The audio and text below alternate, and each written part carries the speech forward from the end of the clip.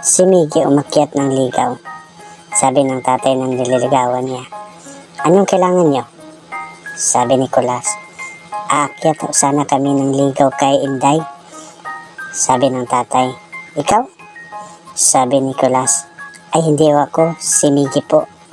Sabi ni Miggy, "Ay opo, ako po ang manliligaw kay Inday." Sabi ng tatay, "Pumasok na kayo. Umupo kayo." Sabay nakasimangot. At nakita ni Kulas ang dyaryo at nagkukunwari itong binabasa niya ito.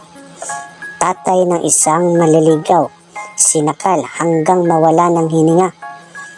Sabi ni Miggy, "Naku pre, nagalit siguro yon dahil hindi man lang pinamerienda." Natakot ang tatay ni Inday sa kanyang narinig sa nabasa ng dalawa sa dyaryo. Sabi ng tatay, "Kumain na ba kayo mga iho? Gusto niyo ng kape at cake?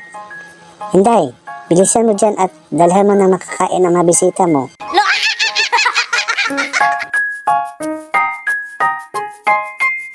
Sinamahan ng magandang apo ang kanyang lula sa doktor. Sabi ng apo, "Good morning, Doc. Pa-check up po sana."